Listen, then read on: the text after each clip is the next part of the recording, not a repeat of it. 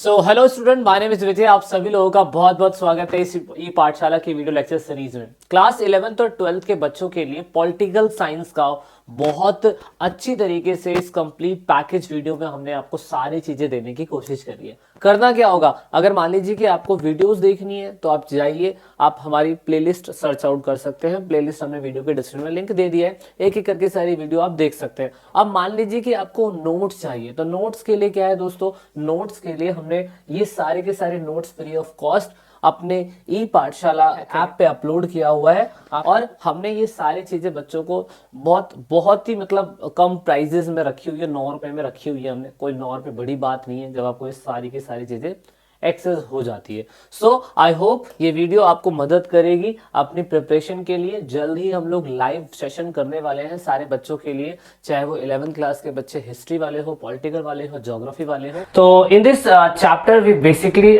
Need to understand about the shape of India's external relation.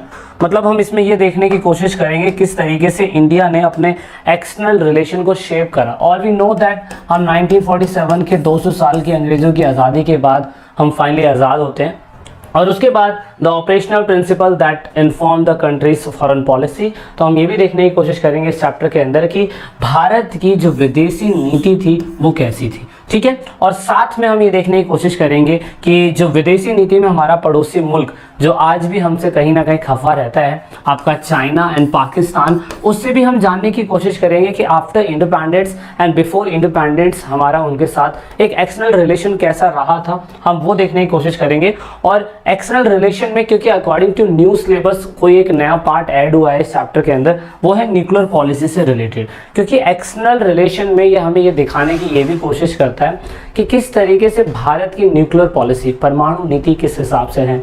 यानी कि इस chapter में हम पूरी तरीके से ये चीज़ें देखेंगे। तो हम एक एक करके सारे पार्ट्स को लेके आएंगे, तो सारे पार्ट्स देखिएगा ताकि आपको मज़ा आए, समझ में आए। कोशिश करेंगे आपको इसमें ये सब चीज़ें बताने के लिए कि भाई चैप्टर में बेसिक चीज़ें क्या है, ठीक है। तो आप ये समझ के चलिएगा कि भारत के अभी तक आपने जो भी अंतर्राष्ट्रीय क्या कहते हैं संबंध देखे हैं, इंटरनेशनल रिलेशन देखे हैं, वो आपने वर्ल्ड वाले चैप्टर के अंदर भी देख लिया था। काफ़ी हद तक वर्ल्ड वाले चैप्टर में भी हमने डिस्कस करा था। इंडिया की बहुत सारी बातों को डिस्कस किया गया था और वही बातें इसमें थोड़ी थोड़ी आएंगी, जिससे आपको समझ में आएगा कि हाँ भाई इंडिया ने इस टाइम पे ये चीज़ें करी थी। ओके, तो मतलब आप ये मान के चलिएगा कि इंडिया के लगभग 1950 से लेके 1960 के दशक तक मेन फॉरेन पॉलिसी में बदलाव आए थे। और साथ में फिर नेहरू जी का रोल क्या रहा था, हम वो सब देखने की कोशिश करेंगे। तो आइए स्टार्ट करते हैं। तो ये this is main topic of whole chapter. ये पूरे चैप्टर के अंदर क्या है हम वो इसमें आपको मैंने इंट्रोडक्शन में बता दिया है। तो अभी हम देखने की कोशिश कर रहे हैं कि जिस समय हमारा भारत देश आज़ाद भी नहीं था, तो उस टाइम पीरियड पे सेकेंड वर्ल्ड वॉर खत्म होने के बाद, all you know that second world war खत्म होने के बाद मतलब 1939 से 1945 के बीच में सेकेंड वर्ल्ड वॉर चल रहा था। और उस टाइम पीरियड पे फिर पूरे विश्व के अंदर क्या हो गया था, विश्व के अंदर 2 आइडियोलॉजी बढ़ चुकी थी। एक थी यूएसएसआर की और एक आइडियोलॉजी थी यूएसए की। तो पूरा का पूरा विश्व और पूरी की पूरी आइडियोलॉजी इन्हीं कंट्री के आसपास नाच रही थी।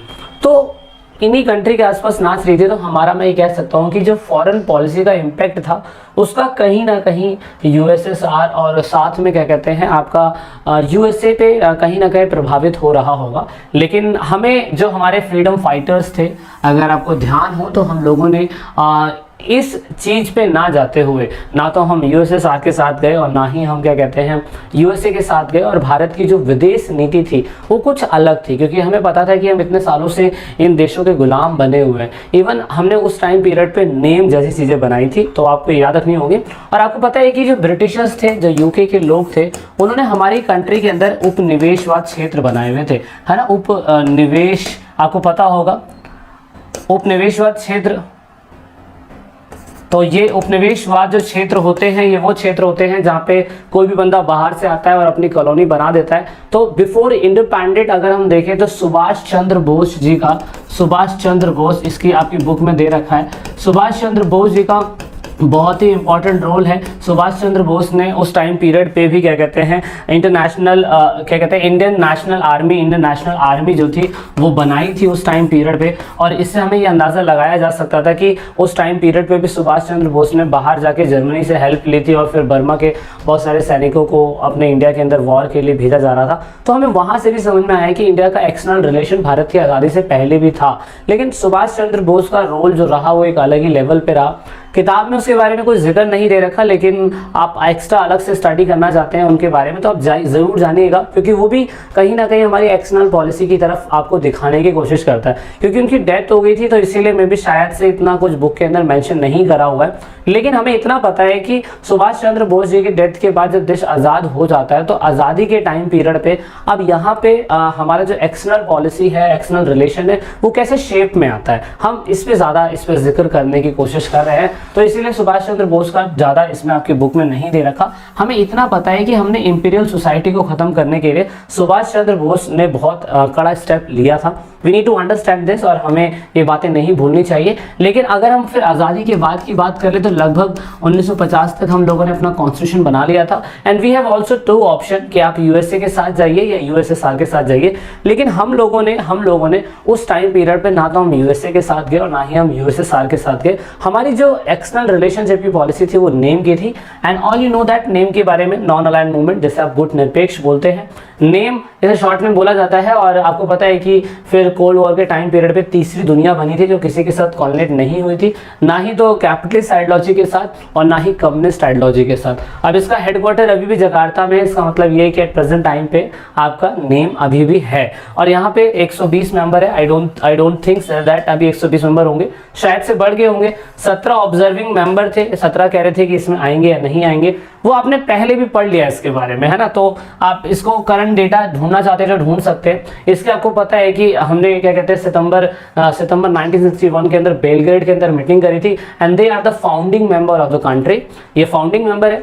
इससे पहले एक और सम्मेलन हुआ था, वो आपने पहले कभी नहीं पढ़ा है, वो मैं इस बुक के अंदर आपको पढ़ाने की कोशिश करूंगा, ठीक है। सो इतना हमें बारीकी क्लियर हो चुका है कि भारत ने उस टाइम पीरियड पे अपनी फॉरेन पॉलिसी के तहत या मैं कह सकता हूँ एक्सटर्नल रिलेशन के तहत उन लोगों ने कहीं ना कहीं अपने ना तो यूएसए की और ना ही यूएसएसआर की आइडियोलॉजी अपनाई और उस टाइम पीरियड पे इन्होंने नेम एक तरीके का एक रोल दिया ताकि पूरे विश्व के अंदर जो न्यू डीकोलोनाइज कॉलोनीज है, मतलब न्यू कॉलोनीज है, वो कभी भी फिर दोबारा से क्या कहते हैं एक्सप्लोटेट ना हो, ठीक है। इसके लिए था। तो इस तरीके से पूरे वर्ल्ड के अंदर 3 दुनिया बन चुकी थी। जो आपको ग्रीन में दिखाई दे रही है वो सारी की सारी तीसरी दुनिया थी।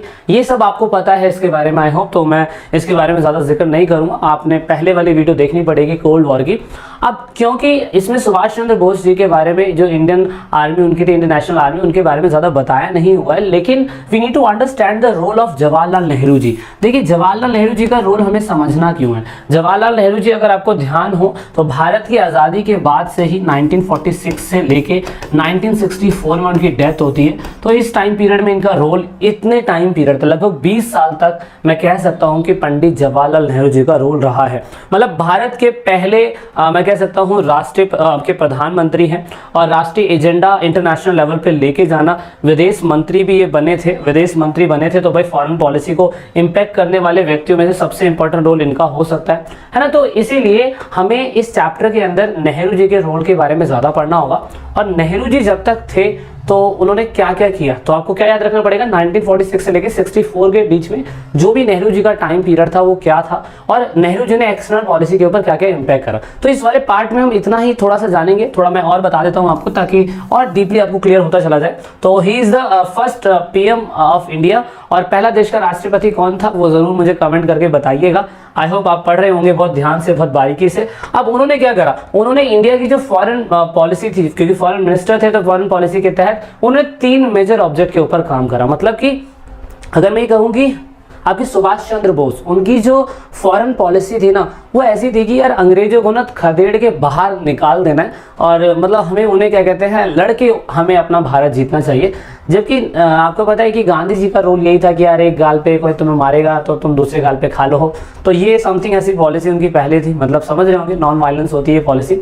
तो यहाँ पे ना नेहरू जी का रोल सुभाष चंद्र जी के रोल से थोड़ा सा अलग रहा था। सो दैट इज वाई हमें नेहरू जी के जो एक्सटर्नल पॉलिसी के तहत 3 सिद्धांत थे उन पे हमें ज़्यादा फोकस करना होगा, क्योंकि नेहरू जी को पता था कि हमने बहुत ही मुश्किल से अपने भारत का संविधान बनाया है और इतना मतलब पार्टीशन हुआ था, आपने पहले चैप्टर के अंदर से पढ़ लिया है। और साथ में उन्होंने कहा था कि यार पार्टीशन के बाद हमें इतना पार्टी वार्टी खड़ी करने में, चुनाव बनाने में बहुत लंबा समय लग गया है, तो इसीलिए हमें जो फॉरेन पॉलिसी बनानी है ना वो बहुत बारीकी से और बहुत सोच समझ के बनानी है। सो दैट इज वाई उन्होंने 3 मेजर ऑब्जेक्ट के ऊपर काम करा।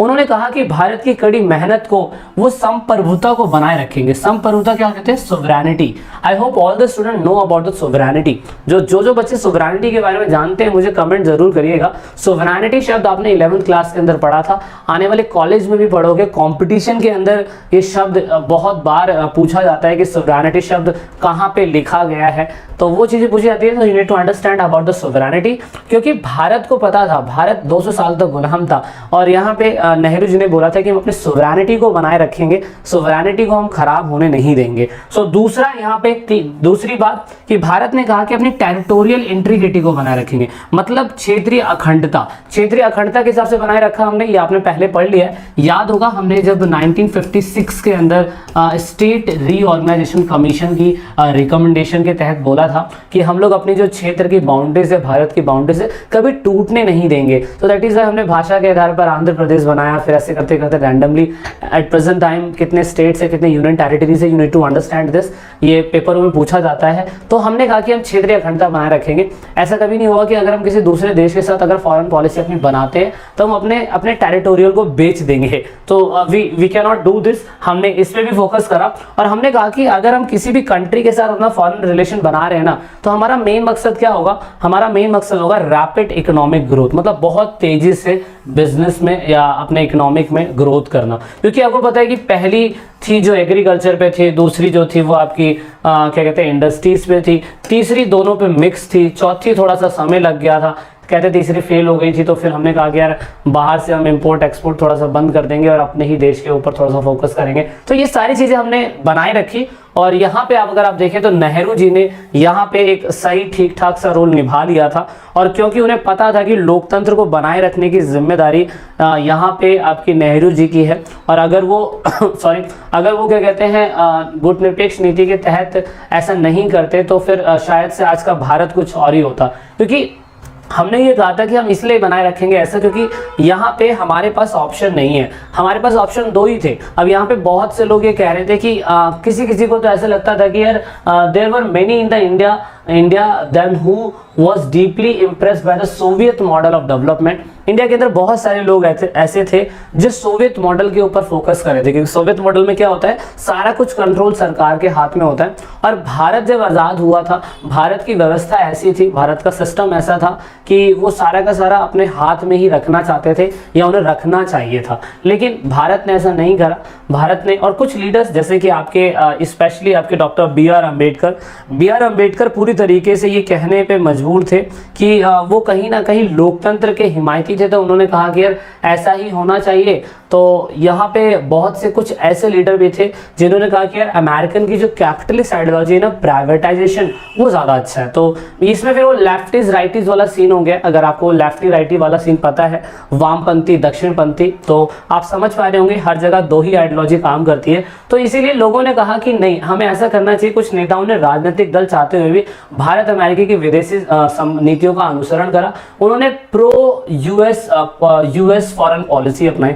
प्रो यूएस फॉरेन पॉलिसी का मतलब ये होता है कि ऐसे लोग जो यूएस की फॉरेन पॉलिसी को अच्छा मानते हैं। तो बहुत से लोगों ने ये भी बताने की कोशिश करी कि हम अमेरिका की जो फॉरेन पॉलिसी है उसके पक्ष में है। तो इसमें भारतीय जनता पार्टी, स्वतंत्र पार्टी, ऐसी बहुत सारी पार्टियां शामिल थी जो नेहरू के साथ तो थी, लेकिन नेहरू को ऐसा गाइड करने की कोशिश कर रही थी। लेकिन we all know that during the cold war हम दोनों ही पावरफुल ब्लॉक से अलग थे और हमने दोनों ही पावरफुल ब्लॉक के साथ ना मिलते हुए हमने कहा भैया हम ऐसा बिल्कुल नहीं करेंगे, हम अपना कुछ अलग सिस्टम बनाएंगे। इसीलिए ना तो हम नाटो के अंदर गए, ना तो हम नाटो के अंदर गए, और आई होप आपको पता होगा ना तो हम सेंटो के अंदर गए और ना ही हम सीटो के अंदर गए। ये टाइमलाइन मैंने आप सभी को कहा था, आपको याद रखना पड़ा। हाँ, और एक और है आपका वार्सो पैक्ट। ना ही हम वार्सो पैक्ट के अंदर गए। हमने कहा भैया जयराम जी की आपसे हम बाद में मिलेंगे। और इवन अमेरिका का क्या कहते हैं स्विस कैनाल को लेके, यूके का स्विस कैनाल को लेके इजिप्ट लोगों के साथ वॉर भी चलता रहा था, उसके अंदर भी हमने अपना ज़्यादा इंटरनेशनल लेवल पे अपना वो दिखाया नहीं रवैया कि हम भी अपनी आर्मी भेजेंगे वगैरह वगैरह, क्योंकि हमने कहा था कि भारत एक विकासशील और शांतिप्रिय देश बनेगा और हम पूरी तरीके से उन सभी कंट्रियों को अपने साथ में लेके चलने की कोशिश करेंगे जो अभी नई डेवलप कंट्री हैं, समझ रहे हैं। हम ऐसा नहीं चाहेंगे कि हम अपने भारत देश को एकदम से दोबारा से वॉर में या ऐसी चीजों के अंदर हम डाल दें। सो दैट इज वाई इंडिया ने क्या करा, इंडिया ने गुट निरपेक्ष के माध्यम से यानी कि नेम के थ्रू उन्होंने कहा कि ठीक है हम नेम के थ्रू चीजों को अच्छा करेंगे। सो दैट इज वाई उन्होंने क्या करा, उन्होंने दोनों ही पावरफुल ब्लॉक से इक्वल डिस्टेंस बनाए रखा। उन्होंने कोल्ड वॉर की टेंशन को घटाने के लिए वो सारे काम करे जो उनसे हो सकते थे, जैसे कि मैंने कहा स्विस कैनाल के ऊपर ब्रिटेन को ना बढ़ावा देना ना रोकना, कोशिश यही करी गई कि भाई उस टाइम पीरियड के अंदर जो इंटरनेशनल लेवल पे जो भी सिस्टम खराब हो सकता है, जो कोल्ड वॉर को बढ़ा सकता है, उसकी तरफ भारत ने फोकस नहीं करा। और यहाँ पे उन्होंने contributing human resource to the UN peace keeping operation, मतलब यूएन की पीस कीपिंग ऑपरेशन पे हमेशा जो आपका नेम था उन्होंने पूरी तरीके से साथ देने की कोशिश करी। मतलब उन्होंने कभी भी ऐसा नहीं करा कि वो कोल्ड वॉर को बढ़ाएं। सो दैट इज वाई, क्योंकि आपने पिछले ही चैप्टर में भी पढ़ा हुआ था कि भारत ने किस तरीके से अच्छे से रिलेशन बनाए।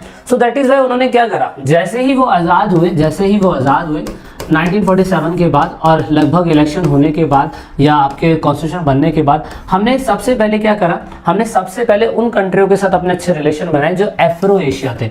एफ्रो मतलब अफ्रीका की बहुत सारी कंट्रियां और एशिया की बहुत सारी कंट्रियां, क्योंकि ये सारी की सारी कंट्रियां क्या है, ये सारी की सारी कंट्रियां वो कंट्रियां हैं जो न्यूली इंडिपेंडेंट हुई है और अंग्रेजों के अंडर में या तो ये गुलाम रही थी और या तो वो उनके शासन के अगेंस्ट में, या मैं कह सकता हूँ उनके शासन के अंडर में चल रही होगी। तो इसीलिए इंडिया ने क्या करा, इंडिया ने एक कॉन्फ्रेंस बुलाया था मार्च 1947 के अंदर, इसे आप conventional of Asian relation conference बोलते हैं। तो ये चीज़ हमने 1947 में मार्च में बुला लिया था, मतलब जब हम लोग आज़ाद भी नहीं हुए थे तभी से हमने क्या कहते हैं जो एशिया की बहुत सारी कंट्रियाँ हैं हमने उन लोगों के साथ क्या कहते हैं अपने अच्छे रिलेशन बनाने चालू कर दिए थे। तो यहाँ से भी अंदाज़ा लगाया जा सकता है कि हमने कभी भी ऐसा नहीं सोचा था कि हम लोग क्या कहते हैं मतलब डायरेक्टली जो बड़ी शक्तियां होती है, पावरफुल ब्लॉक्स होते हैं, उनके साथ जाएंगे। तो नेहरू जी के दौरान भारत और एशिया, मैं कह सकता हूं कि एशिया और अफ्रीका के संबंध बहुत अच्छे देखे गए। 1940 और 50 के बीच के टाइम पीरियड में अगर हम देखें तो उस टाइम पीरियड में यहाँ पे आपका एसोसिएशन रिलेशन कॉन्फ्रेंस जो था, आसियान रिलेशन कॉन्फ्रेंस, ये मार्च 1947 के अंदर हुआ था। और ये बेसिकली ये वही चीज़ है जिससे ये दिखाने की कोशिश करी जाती है किस तरीके से जो इंडिया है वो अपने अच्छे रिलेशन एफ्रो एशिया कंट्री के साथ बनाने की शुरुआत कर चुका था, जिसमें से जीता जागता एग्जांपल ये है कि उसने अपार्टमेंट सिस्टम के तहत साउथ अफ्रीका के अंदर हमेशा विरोध किया है कि ऐसा नहीं होना चाहिए। उन्होंने इंडोनेशिया की आज़ादी के ऊपर पूरी तरीके से साथ दिया है, क्योंकि इंडोनेशिया के ऊपर डच जो लोग थे वो इंडोनेशिया के अंदर राज कर रहे थे, तो उसको भी छुड़ाने की मांग करी थी। और 1949 के अंदर जाके फाइनली वहाँ पे पूरी तरीके से रेवोल्यूशन हुआ और वो भी फाइनली जाके आज़ाद होता है। सो दैट इज वाई हम लोगों ने क्या करा, हम लोगों ने उसके बाद जितनी भी कंट्रियां एशिया और अफ्रीका के थी, हमने एक एफ्रो एशियन क्या कहते हैं कॉन्फ्रेंस रखा वांडुंग के अंदर। कहाँ पे, वांडुंग में। और वांडुंग कहाँ पे, इंडोनेशिया के अंदर 1955 में। मतलब कि नेम से पहले हम लोगों ने वांडुंग कॉन्फ्रेंस रखा था। याद रखिएगा उस एफ्रो एशियन कॉन्फ्रेंस के अंदर 29 कंट्रियां आई थी। 29 कंट्रियों ने ये कहा था कि हम सभी लोगों को मिलकर कोई ऐसा इनिशिएट लेना चाहिए जिससे इन फ्यूचर हमें फायदा हो सके। तो यहाँ से आप देख सकते हैं कि भारत ने कभी भी डायरेक्टली बड़ी कंट्रियों के साथ ना जाते हुए छोटी कंट्रियों के साथ अपना अच्छा रिलेशन फुलफिल करा। और यहाँ पे जैसे ही सारी कंट्रियां जो बहुत सारी दिक्कतों से झेल रही थी, जैसे कि कॉलोनियलिज्म से, अपार्टमेंट सिस्टम यानी कि रंग भेद से, वहाँ पे देश के अंदर क्या कहते हैं आपका सही तरीके से मैं कह सकता हूँ कि गवर्नमेंट नहीं बन रही थी, तो वो सारी एफ्रो एशिया की कंट्रियाँ आई साथ में। और 1955 में अफ्रीका में ये लोग मिले, वांडुंग के अंदर मिले, और इंडोनेशिया वांडुंग के अंदर है तो वहाँ पे ये लोग मिले। देन फाइनली ये बिल्डिंग आपको दिखाई दे रही है, बिल्डिंग पहले ऐसी थी अब ऐसी हो चुकी है 2007 के अंदर। अब यहाँ पे ये लोग मिले, 29 कंट्रियां मिली और इन सभी 29 कंट्रियों ने मिलकर स्टेप लिया। हालांकि उस टाइम पीरियड के अंदर इजिप्ट, इंडोनेशिया और भारत ही मेन कंट्रियां थी, लेकिन उसके बाद उन्होंने कोई कुछ बनाया नहीं। लेकिन उसके कुछ ही टाइम बाद सितंबर 1961 के अंदर इन लोगों ने बेलग्रेड के अंदर एक मीटिंग करी, जिसे आप यूगोस्लाविया मीटिंग भी बोलते हैं, बेलग्रेड मीटिंग भी बोलते हैं, सितंबर 91 में। एंड देन फाइनली 29 कंट्रियों ने साइन ना करते हुए 25 कंट्रियों ने साइन करे एंड देन फाइनली नेम बना। और इससे हमने पहला नेहरू जी के टाइम पीरियड पे हमने क्या कहते हैं, एक रिलेशन बिल्डअप करा। हालांकि इससे पहले चाइना से हमारा पंचशील एग्रीमेंट भी हुआ था, उसके बारे में हम आगे बात करेंगे। लेकिन यहाँ पे हमने ये देखना है कि कैसे गुटनिरपेक्ष आंदोलन अस्तित्व में आया, नेम मूवमेंट अस्तित्व में आया। एंड ये पूरी की पूरी कहानी थी आपकी। यहाँ से हम देख सकते हैं कि भारत का एक्सटर्नल रिलेशन जो था वो जीता जागता कुछ ऐसे बनता चला गया था। और इसमें बहुत सारी चीजें जो आपने देखनी है, समझनी है, ठीक है। सो अभी इस पार्ट तो सबसे प्यारा मुल्क और सबसे खतरनाक मुल्क जिसका हमारे साथ 36 का आंकड़ा रहता है, हम उसके बारे में इस वीडियो के अंदर डिस्कस करने वाले हैं। मेरा भारत महान, जय हिंद, जय भारत। और हमारे चाइना चल गया तो चांद तक वरना शाम तक, ये वाला सीन इनके साथ रहता है। तो आज हम इस वीडियो के अंदर बेसिकली बात ये करेंगे कि चाइना से हमारे रिलेशन खराब कैसे हुए। और आपने पढ़ भी लिया होगा कि राजीव गांधी ने इस रिलेशन को ठीक कैसे किया था। सो हम एक्सटर्नल रिलेशन के बारे में पढ़ रहे हैं। सो बहुत से लोग ये कहते हैं कि यार इस वॉर के पीछे, इस युद्ध के पीछे कहीं ना कहीं नेहरू जी की गलत फहमियां थी। तो बहुत सारे रीजन है, एनालाइज करते हैं, एक एक करके पता करते हैं कि असल में है क्या। Okay, so we understand this कि चाइना जब आजाद हुआ था, भाई चाइना आप देख सकते हैं कि 1949 में आजाद हुआ था। और चाइना के पास दो आइडियोलॉजी, जैसे हमारे पास आइडियोलॉजी थी एक यूएसए की, एक यूएसएसआर की आइडियोलॉजी अपनाना। क्योंकि चाइना के पास उस टाइम पीरियड पे कोई टेक्नोलॉजी नहीं थी, तो इसलिए उन्होंने कहा कि यार वी आर कम्युनिस्ट फैमिली और हम कम्युनिस्ट आइडियोलॉजी अपनाते हैं, जिसमें सारा का सारा कंट्रोल सरकार के अंडर में होगा। आज की डेट में भी कंट्री कम्युनिस्ट है, पर ये उस तरीके की नहीं थी पूरी तरीके से, यूएसएसआर की थी। अब क्योंकि हमारा पड़ोसी मुल्क है, तो आपको पता है कि हमें कहीं ना कहीं हमें इनसे अच्छे रिलेशन बनाने। तो चाइना ने वेस्टर्न के चंगुल से छोड़ने के लिए, क्योंकि कहीं ना कहीं 36 का आंकड़ा चाइना का यूके ब्रिटिशर्स के साथ भी रहा था, तो उनसे चंगुल छुड़ाने के लिए, उनसे पीछा छुड़ाने के लिए चाइना ने अपनी आइडियोलॉजी 1949 के अंदर एक कम्युनिस्ट आइडियोलॉजी के रूप में बनाई थी। और आपने इसके बारे में पहले भी पढ़ लिया है कि चाइना ने कम्युनिस्ट आइडियोलॉजी के तहत क्या क्या चीजें करी थी। थोड़ा सा हम उसका ओवरव्यू दे रहे हैं बस आपको। And India is the first country जिन्होंने चाइनीज आइडियोलॉजी की कंट्री को मान्यता दी चाइना को। और इन्होंने कहा कि यार हम क्या कहते हैं, अच्छे दोस्त को चुन सकते हैं लेकिन अच्छी सीमाएं देश की हम तय नहीं कर सकते हैं। हमारा पड़ोसी मुल्क वही रहेगा जो वो वहां पे है, तो क्यों ना उनसे अच्छे रिलेशन बनाए जाए। तो जैसे कि आपने देखा कि हम लोग 1950 में आज़ाद हुए और आज़ाद के 47 में आज़ाद हो गए, लेकिन पूरी तरीके से 1951 के अंदर इलेक्शन हुए तो हमारे नेहरू जी निकल पड़े जहाँ से अच्छे रिलेशन हो सकते थे। तो अभी आपने वांडुंग मीटिंग देखी थी पहले वाले पार्ट के अंदर, और उसमें फिर आपने देखा था कि किस तरीके से रिलेशन अच्छे बिल्डअप करवाए जा रहे थे या उन्होंने करे थे। फिर फाइनली नेम के बारे में भी आपने पढ़ लिया था कि उसमें गांधी जी का रोल, नेहरू जी का रोल क्या रहा। तो नेहरू जी क्योंकि जब तक 1946 से लेके 64 तक रहेंगे, सो ऑफकोर्स उनका चाइना से अच्छे रिलेशन बनाने का रोल भी रहेगा। ओके, सो हम एक एक करके थोड़ा सा स्टार्ट करते हैं, समझाते हैं। तो देखिए, सबसे पहले हमने स्ट्रांगली फॉर चाइना, मतलब चाइना से अच्छे रिलेशन बनाने के लिए हमने शुरुआती समय में क्या करा, अपनी सीमाएं थी ना, ये सीमाएं दिखाई दे रही है आपको, हमने अपनी आर्मी ना रखते हुए हमने सशस्त्र सीमा बल के लोगों को यहाँ पे अपॉइंट रखा था।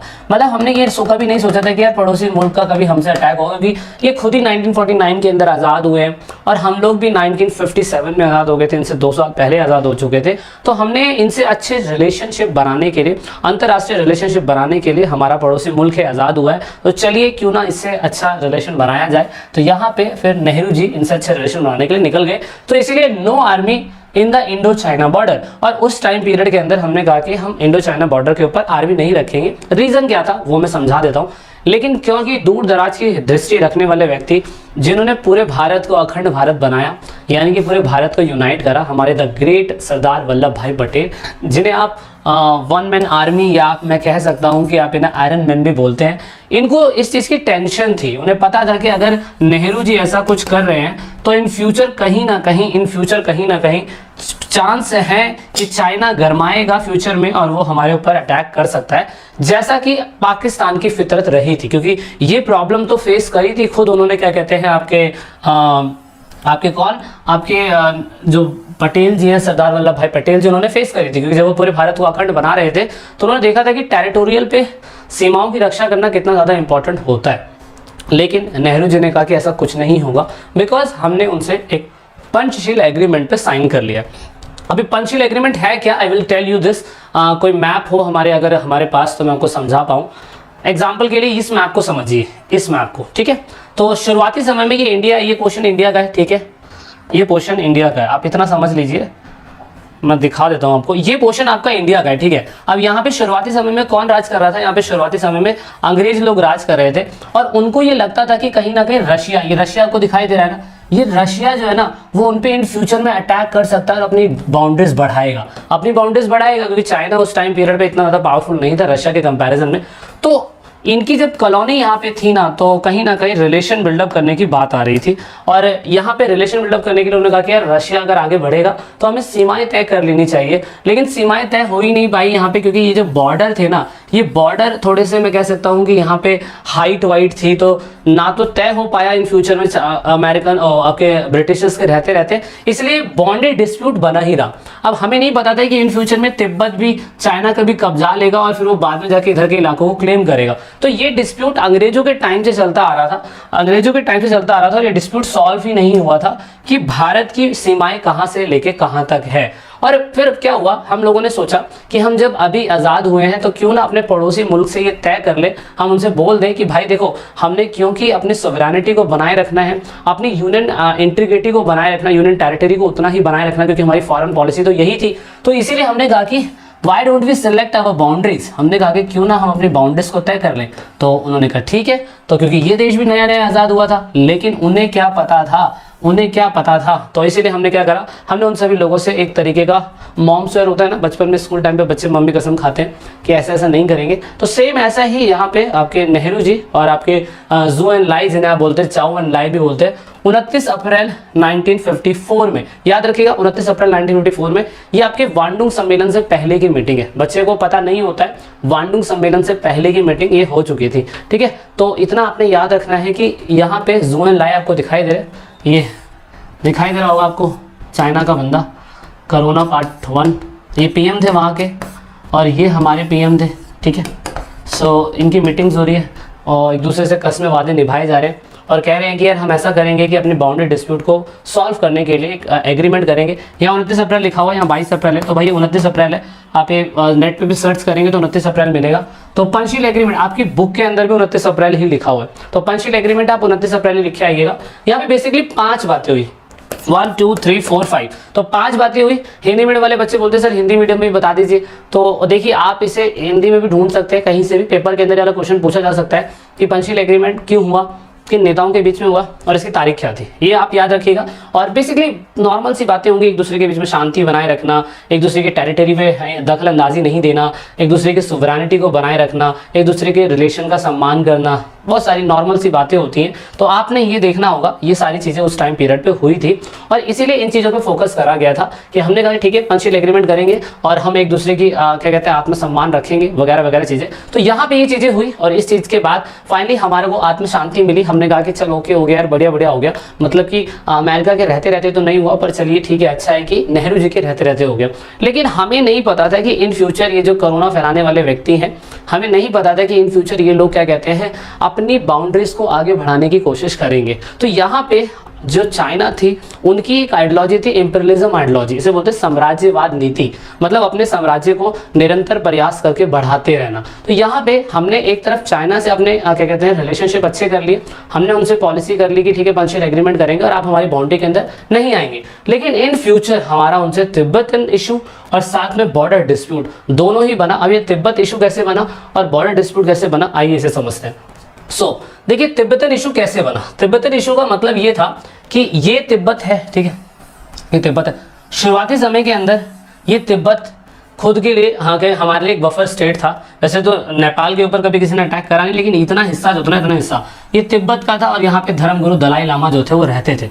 अब चाइना ने क्या करा, चाइना ने पहले तो यहाँ पे ये वाला हिस्सा जो था ये हमारा, मैं कह सकता हूँ ये आउटर है, आउटर चाइना, आउटर तिब्बत है और ये इनर तिब्बत है, ठीक है, आउटर तिब्बत और इनर तिब्बत। पहले उन्होंने आउटर तिब्बत के ऊपर अटैक कर दिया, फिर उन्होंने इनर तिब्बत के ऊपर अटैक कर दिया, और ऐसे ऐसे ऐसे करते करते करते करते उसने पूरा का पूरा तिब्बत कब्जा लिया। ठीक है, तो अभी कैसे कब्जा आया, तो तिब्बत जब कब्जा लिया तो फिर आपको पता है कि हमें नहीं पता था कि हमने तो पहले उनसे पंचशील एग्रीमेंट कर लिया था 1954 के अंदर, लेकिन हमें नहीं पता था चाइना को कब्जा लेगा और चाइना के बाद उनकी सीमाएं फिर हमसे टच हो जाएंगी।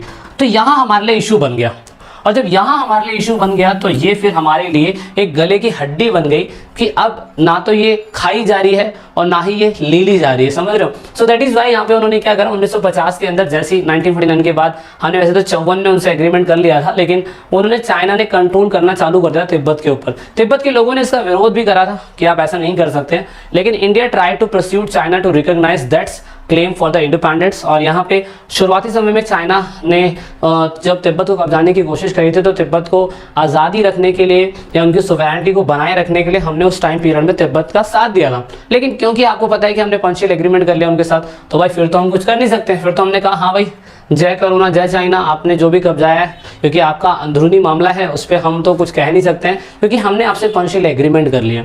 लेकिन जब पंचशील एग्रीमेंट कर लिया ना, तो यहाँ पे वहाँ के धर्मगुरु 1956 के अंदर हमारे को नेहरू जी को ये चीज़ें बताते हैं। 1956 के अंदर याद रखिएगा, क्योंकि 1955 के अंदर नेहरू जी एक बांडुंग सम्मेलन करके आ चुके थे और अपनी छाती चौड़ी कर रहे थे, यार मैंने इंटरनेशनल लेवल पे ये सारे काम कर दिए, झंडे गाड़ दिए मैंने। तो यहाँ पे कहीं ना कहीं धर्मगुरु दलाई लामा को लगा कि शायद से ये इशू भी सॉल्व हो जाएगा। तो उन्होंने वहाँ के स्पिरिचुअल लीडर है, आध्यात्मिक नेता है, उन्होंने तिब्बत की बिगड़ती हालत के लिए नेहरू जी को सूचित करा, बताया कि ऐसा ऐसा हो रहा है कि अटैक कर रहा है, कब्जा कर रहा है, मिलिट्री फोर्स भेज रहा है, जबरदस्ती हमारे इलाकों को कैप्चर कर रहा है। तो यहाँ पे नेहरू जी ने एक आश्वासन दिया और कहा कि ठीक है, मैं इस तिब्बत के क्या कहते हैं इशू को सॉल्व करने की कोशिश करूंगा। और चाइना ने ये भी कह दिया था कि ठीक है ऐसा कर सकते हैं हम लोग कि आपको एक ऑटोनॉमस बॉडी बना सकते हैं। ऑटोनॉमस बॉडी जैसे कि हमने कश्मीर के अंदर करा था, कि हमने कश्मीर को आज़ाद नहीं करा, हमने अपनी खुद की आर्मी कश्मीर के अंदर रखी और वहाँ सरकार बन सकती थी, कोई दिक्कत नहीं थी। सेम ऐसा ही तिब्बत के साथ करने की कोशिश करी गई थी कि तिब्बत के अंदर चाइना के लोगों ने कहा कि हम तिब्बत को एक ऑटोनॉमस बॉडी बना देंगे पर आर्मी हमारी होगी। तो यहाँ पे 1956 के अंदर इस चीज़ की बात भी हो गई थी, लेकिन फिर क्या हुआ, यहाँ पे 1958 के अंदर तिब्बत के इंटरनल पार्ट में और क्या कहते हैं आउटर पार्ट में बहुत बड़ा क्या कहते हैं युद्ध जैसा सिविल वॉर जैसी सिचुएशन आ गई 1958 में। और उसके बाद उस चीज को खत्म करने के लिए चाइनीज आर्मी जो थी, चाइनीज आर्मी उन्होंने पूरी तरीके से अपनी आर्मी का यूज करा और पूरी तरीके से आउटर तिब्बत और इनर तिब्बत के ऊपर पूरी तरीके से अटैक करने के बाद पूरे तिब्बत को कैप्चर कर लिया। अब बहुत से तिब्बतन लोगों ने इसका विरोध करा, उन्होंने कहा कि ऐसा नहीं कर सकते, आप ऐसा नहीं कर सकते। वहाँ नेहरू जी कुछ नहीं कर सकते थे, क्योंकि नेहरू जी ने तो 1954 के अंदर पंचशील एग्रीमेंट कर लिया, और जब पंचशील एग्रीमेंट कर लिया तो यहाँ पे एक इशू आ गया। सो दैट इज वाई यहाँ पे बहुत सारे धर्मगुरु, बहुत सारे तिब्बतन लीडर, बहुत सारे तिब्बत के लोग उठ के चल चले हमारे भारत के अंदर, और यहाँ पे उनको एक शरणार्थी की तरह रहना पड़ा। तो Dalai Lama is also one of them, जो उस टाइम पीरियड के अंदर भारत के अंदर आए, and till in India he is living, अभी भी इंडिया के अंदर रह रहे हैं। ये हिमाचल प्रदेश के अंदर रहते हैं, ठीक है, तो याद रखिएगा हिमाचल प्रदेश में रहते हैं ये। हिमाचल प्रदेश क्योंकि उनके पास पड़ेगा, आपको पता ही है। बहुत सारे लोग आए और यहाँ पे उन्होंने अपनी धर्मशाला बनाई, और धर्मशाला बनाने के बाद उन्होंने चाइना का बहुत प्रोटेस्ट करा। अब यहाँ पे चाइना को ये लगने लग गया कि यार ये लोग हमारे जो इंटरनल मामले हैं ना, अंदरूनी मामले, उसमें ये लोग इंटरफेयर कर रहे हैं। सो दैट इज वाई यहाँ पे हमारे चाइना और क्या कहते हैं अपना भारत का एक तिब्बत इशू हो गया, क्योंकि हमने उनसे पंचशील एग्रीमेंट कर लिया और यहाँ पे हम उनकी मदद करें। हालांकि हम उनकी मदद नहीं करें क्योंकि हम लोग हैं ऐसे, मेरे को पता है अतिथि देवो भव। हम शुरुआती समय से हमारे टाइम पीरियड के अंदर चंद्रगुप्त के टाइम पीरियड पे भी देख लीजिए कि उनके ससुर जी ने मेगास्थनीज को भेजा। ऐसे बहुत से आपने अल बरूनी के बारे में पढ़ लिया, फ्रांसो बर्नियर के बारे में पढ़ लिया, है ना। तो ऐसे बहुत सारे लोग, कितने लोग आए थे हमारे भारत में। तो चाइना से भी कितने लोग आए थे, हमने कभी उन्हें मना नहीं करा, लेकिन वो लोग रहे। तो ऐसे ही हमारा दिल है, हम शुरुआत से ही ऐसे रहे हैं, और we are proud of this कि हम अपने अतिथि को भी, अपने गेस्ट को भी ऐसा ट्रीट करते हैं। तो ऐसा हमने दलाई लामा के साथ भी करा, और आज भी उन्हें फील नहीं होता है कि उन्हें दोबारा तिब्बत जाने की जरूरत है। लेकिन यहाँ पे इशू तो इशू है, अब यहाँ पे इशू तो इशू है। China was not ready to accept the coronated division of the boundary. उन्होंने अब ये कहना चालू कर दिया कि ऐसा नहीं है कि ये वाला तिब्बत जो था इतना तिब्बत था, इतना तिब्बत ही नहीं था। उन्होंने कहा ये तिब्बत नहीं था भाई, तिब्बत तो और भी बड़ा हो सकता है। तो उसने क्या करा, उसने हमारे दूसरे टेरिटोरियल, यहाँ पे एक्साई चिन्ह और यहाँ पे क्या कहते हैं अरुणाचल प्रदेश की जगहों को भी क्लेम करने लग गया कि भाई ये वाला हिस्सा भी जो है ये आपका हमारा है। क्यों? क्योंकि तिब्बत के पार्ट थे कभी, ये तिब्बत के पार्ट थे कभी। तो यहाँ पे चाइना ने एक्साई चिन, लद्दाख के एक्साई चिन और साथ साथ में अरुणाचल प्रदेश को अपना पार्ट बताने लग गया। तो यहाँ पे हमारे लिए और हमारा मत्ता खराब हो गया कि मतलब एक तरफ हमने 1954 के अंदर बाउंड्री डिस्प्यूट को खत्म करने के लिए एग्रीमेंट करा और दूसरी तरफ उसने चाइना पे भी अटैक कर दिया, ये बाउंड्रीज भी कब्जा ली और ऊपर से वो हमारी जमीन को भी बोल रहा है कि भाई, क्योंकि नेहरू जी के टाइम पीरियड में आपको पता है, नेहरू जी के टाइम पीरियड में बिल्कुल क्लियर था कि भाई वो कभी भी अपनी टेरिटोरियल को खत्म नहीं करना देता। सो that is why it took place. अब यहाँ पे युद्ध होगा, ऐसा युद्ध होगा जो कभी नहीं होगा।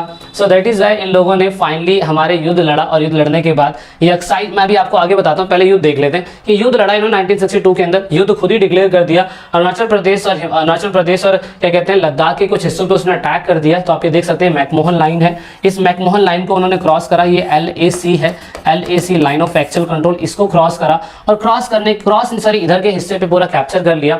और यहाँ पे आप देख सकते हो ये वॉर जो था 20 अक्टूबर से लेके 21 नवंबर 1962 के टाइम पीरियड तक ये चला और यहाँ पे इस वॉर को खुद ही उन्होंने स्टार्ट करा और खुद ही उन्होंने खत्म कर दिया। और इसका नेगेटिव इम्पैक्ट मैं कह सकता हूँ कि एक तरफा युद्ध था, क्योंकि आपको पता है कि हम लोगों ने अपनी टेरिटोरियल बाउंड्रीज पे तो कुछ सीमाओं पे अपने आर्मी के रक्षक तो रखे ही नहीं हुए थे, क्योंकि भाई हमने कहा था कि अब सब कुछ इनसे अच्छा हो चुका है, अब हमें आर्मी की जरूरत क्या है। हमारे जो फॉरेन मिनिस्टर है कृष्ण मैनन, उन्होंने कहा आपको आर्मी की जरूरत नहीं है। सो ये डिस्प्यूट की वजह से क्या हुआ, एक्साई चीन हमारे हाथों से चला गया। ये एक्साई चीन आज भी उनके अंडर में है, लगभग 32,244 स्क्वायर किलोमीटर की जमीन एक्साई चीन कैप्चर कर ली गई है। तो नरेंद्र मोदी जी इसको छुड़वा दें तो मैं उनका बहुत आभारी रहूंगा कि एक्साई चीन वाला हिस्सा जो चाइना ने 1962 के अंदर क्या कहते हैं छीन लिया था हमसे। और इवन चाइना अब एक्साई चीन में तो अपना सब कुछ करता ही करता है। इवन उसने एक रोड भी निकाल दिया, अगर आप देखें जैन, नाम नहीं पढ़ पा रहा लेकिन ये रोड आप देख सकते हैं, ये रोड यहीं से ही निकलता है चाइना के अंदर से। और इवन वो गहलवान वैली के ऊपर भी आप देख सकते हैं अटैक करता रहता है। मतलब हमने एक्साई चीन के बाद LAC लाइन भी बनाई थी, ये है LOC, याद रखिएगा, लाइन ऑफ कंट्रोल। ये LOC है, LOC कारगिल वाला वॉर आपको याद होगा। और ये LAC है, लाइन ऑफ एक्चुअल कंट्रोल। और जहाँ पे वो अरुणाचल प्रदेश का हिस्सा था वो मैकमोहन लाइन थी, तो वो चीज़ कैप्चर करी गई। और गहलवान वैली पे भी अटैक होते रहते हैं, इस पे बहुत सारी फिल्में बनी हुई हैं, आप जरूर देखिएगा। सियाचिन पे, वहाँ से कश्मीर, वहाँ से ये पाकिस्तान अटैक करता रहता है, यहाँ से चाइना गहलवान वैली पे अटैक करता रहता है। बहुत सारे, यहाँ पे एक लेक है, वहाँ पे भी ये अपना क्लेम करता रहता है कि ये लेक हमारी है। तो बहुत सारे इशू है, अब इसके ऊपर काम करना चाहिए। देन फाइनली क्या हुआ, इसका नेगेटिव इम्पैक्ट एक्साई चीन गया। उसके बाद हमारा यहाँ पे आप क्या कहते हैं इंटरनेशनल लेवल पे बेइज्जती हमारी जो हुई वो बहुत अलग हुई। यहाँ पे देश में बहुत लंबे लेवल पर हमारे इंडिया के अंदर और अब्रॉड में हमारी बहुत बेइज्जती हुई कि जो चाइना है उसने हमें वॉर में हराया, ऐसा। तो पहली बार ऐसा हुआ कि 1962 के अंदर हमारी इतनी बेइज्जती हुई और उस टाइम पीरियड के अंदर हमारे देश के अंदर राष्ट्रीय भक्ति पैदा हुई। तो लोगों को यही समझ में आ रहा था कि सुभाष चंद्र बोस ही खतरनाक थे, जिन्होंने कभी भी किसी के सामने टिकने की मतलब झुकने की सोची नहीं। और यहाँ से आप देखेंगे कि हमारे देश में नेशनलिज्म की फीलिंग पैदा हुई और यहाँ पे बहुत सारे आर्मी के ऑफिसर्स थे जिन्होंने रिटायरमेंट ले लिया, अपनी retirement in the sense resign दे दिया। रिजाइन इसलिए दिया क्योंकि उन्हें पता था कि उनकी बहुत गलती है। वीके कृष्णन मैनन जो देश के उस टाइम पे डिफेंस मिनिस्टर थे, डिफेंस मिनिस्टर को अपनी पोस्ट छोड़नी पड़ गई। ऑफकोर्स छोड़नी ही पड़ जाएगी क्योंकि जब इतना बड़ा कांड हो गया है ना, तो और यहाँ पे नेहरू जी की इमेज इंटरनेशनल लेवल पे बहुत ज़्यादा गिरनी चालू हो गई। नेहरू जी की इमेज इतनी ज़्यादा गिरनी चालू हो गई कि ऐसा कहा जाता है कि 1964 के अंदर अगर नेहरू जी की डेथ भी हुई थी ना, तो उनको धक्का 1962 का ही लगा था। क्योंकि उसके बाद अगर आप देखें तो 1967 का जो इलेक्शन होगा ना, उसमें बहुत सारे स्टेट्स के अंदर ये चुनाव भी हार जाएगी कांग्रेस। मतलब ये तो हुआ ही हुआ। लेकिन साथ में अगर आप नेगेटिव इम्पैक्ट देखेंगे तो उस टाइम पीरियड के अंदर चाइना और आपका USSR दोनों ही कहीं ना कहीं आप देखेंगे कम्युनिस्ट आइडियोलॉजी थी। और हमने उस वॉर के अंदर बहुत सारे लोगों से मदद भी मांगी थी, लेकिन उस टाइम पीरियड के अंदर हमारी मदद सिर्फ और सिर्फ USSR ने करी थी। और USSR ने उस टाइम पीरियड पे करी, लेकिन हम फिर भी हार गए। तो ऐसा कहा जाता है कि जो CPI पार्टी थी, जो इतने लंबे समय तक कांग्रेस से टूट के निकली थी, तो CPI पार्टी ने पूरी तरीके से उस टाइम पीरियड पे सरकार के खिलाफ एक तरीके का मैं कह सकता हूँ नो कॉन्फिडेंस मोशन लेके आए।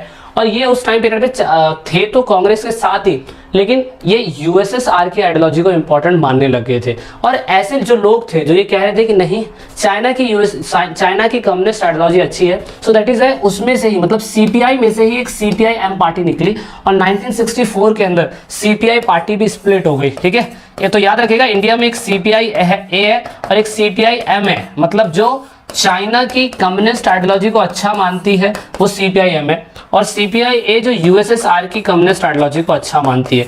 ये लोग कांग्रेस के साथ थे, ये लोग कांग्रेस के खिलाफ थे, तो इसीलिए नो कॉन्फिडेंस मोशन लाया गया।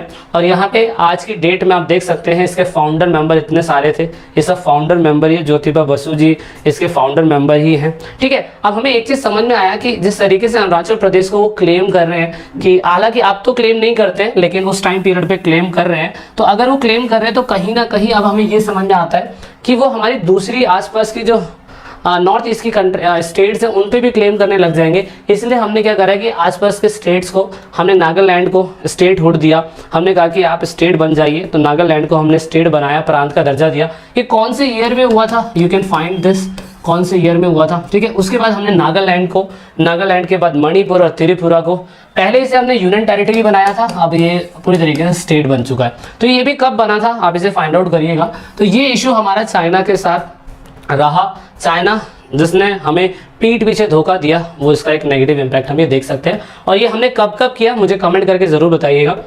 This is in this video. So in this video आप ये देखने की कोशिश करेंगे किस तरीके से हमारे प्यारे मुल्क इंडिया और साथ में हमारे न्यारे मुल्क पाकिस्तान के बीच में किस तरीके से एक वॉर हुआ और उसके साथ इस वॉर को कन्वर्ट करा हमने पीस में। काफ़ी लंबा समय लगा, अभी तक वो दर्द भरा नहीं है जो इन्होंने हमें दिया है, तो इसका बदला हम ज़रूर लेंगे, लेकिन देखते हैं कब लेते हैं, वो तो समय की बात है।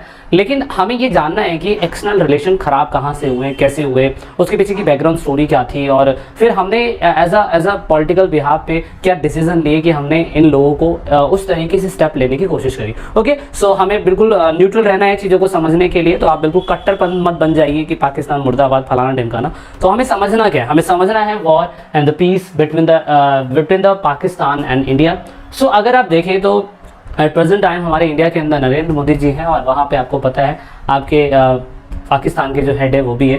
तो यहाँ पे अगर हम देखें तो इमरान खान जो है वो कहीं ना कहीं अब धीरे धीरे रिलेशंस को ठीक करने की कोशिश कर रहे हैं, और हम इंडिया के लोग भी रिलेशन को ठीक करने की कोशिश कर रहे हैं। इवन अगर कहे जाए तो इंटरनेशनल लेवल पे हम चीज़ों को ख़राब नहीं कर सकते, और हमें कहीं ना कहीं कंट्री से बिजनेस करना होता है। तो इसीलिए हमें नेशंस, देखो आप अपने दोस्तों को बदल सकते हैं पर अपने पड़ोसियों को नहीं बदल सकते हैं, तो इसीलिए आपको उनसे कहीं ना कहीं डिप्लोमेटिक रिलेशन को सही तरीके से बनाए रखना पड़ेगा। So you need to try understand this कि हमें चीज़ों को बहुत सोच समझ के चलना पड़ता है। सो हमारे साथ एरिया ऑफ डिस्प्यूटेड बहुत सारे रहे इंडिया के साथ, एज यू नो दैट यार, हम लोगों ने कहा था कि हम होंगे कामयाब एक दिन, देन फाइनली हम कामयाब हो ही गए 1947 के अंदर। गांधी जी ऐसी आज़ादी नहीं चाहते थे, लेकिन हुआ बस ये कि भाई Kashmir issue area of disputed हमेशा रहा।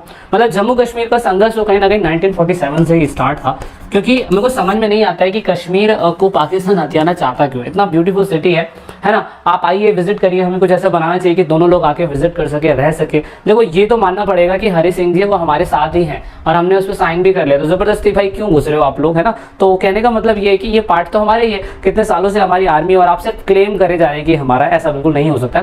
इसलिए कहने का मतलब था कि 1947 से जम्मू कश्मीर का इशू जो था वो कहीं ना कहीं डिस्प्यूटेड था। सो अगर आपको ये लाइन दिखाई दे रही हो, सो आई होप आपको ये लाइन दिखाई दे रही हो, इस लाइन को हमने LOC बोला, ठीक है, लाइन ऑफ कंट्रोल। और जो चाइना के यहाँ से इन्होंने हमारा एक्साइजन छीन लिया है, इसको हमने LAC बोला है, लाइन ऑफ एक्चुअल कंट्रोल। तो आपको इतना समझना है, हम मैप के अंदर ये हिस्सा दिखाते हैं, but this is not the part of India, याद रखिएगा।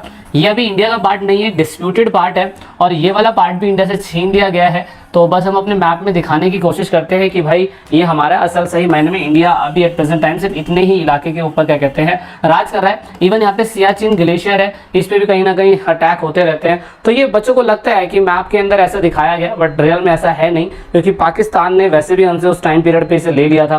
देन फाइनली एक्साइज चीन है, ये भी छीन लिया गया। तो कहने का मतलब ये है कि कश्मीर के मुद्दे के अलावा भी पाकिस्तान सरकार के बीच में और इंडियन गवर्नमेंट के बीच में इशू है।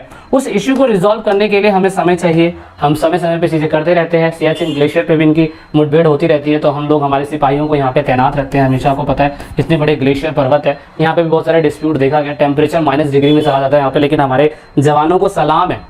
मतलब सलाम क्या मतलब, मैं यहाँ बैठे बैठे कमरे में शूट कर रहा हूँ, बस मैं बोल रहा हूँ, लेकिन रियल में अगर आप वो फील करें, सो आई डोंट थिंक दैट कि आप वो महसूस भी कर पाएंगे कि वो जवान लोग इतने -डिग्री टेम्परेचर में हमारी भारत की सीमाओं को कैसे प्रोटेक्ट कर रहे हैं। सो आप उनको देख सकते हैं कि वहाँ पे भी सियाचिन ग्लेशियर पे हमारा डिस्प्यूट बना रहता है। उसके अलावा आर्म्स रेस तो रहा ही, क्योंकि 1998 के अंदर हमने बनाया इसलिए था क्योंकि वहाँ पे चाइना जो था वो करे जा रहा था, पाकिस्तान करे जा रहा था, तो हम क्या करें, हम भी इन्हें कहा हम भी करेंगे। जबकि हमारा शुरुआती समय से मकसद क्या रहा है, किसी भी मुल्क के अंदर शांति बनाए रखो बॉस। मतलब प्यार से सारे काम सॉल्व हो सकते हैं, हमारा यही मानना है। शुरुआती समय से हमारी कंट्री के अंदर अलेक्जेंडर भी आया था, तो अलेक्जेंडर को हमने ये तुरंत निकाल के तुरंत चैलेंज नहीं करा कि बेटा आजा मैदान में, है ना।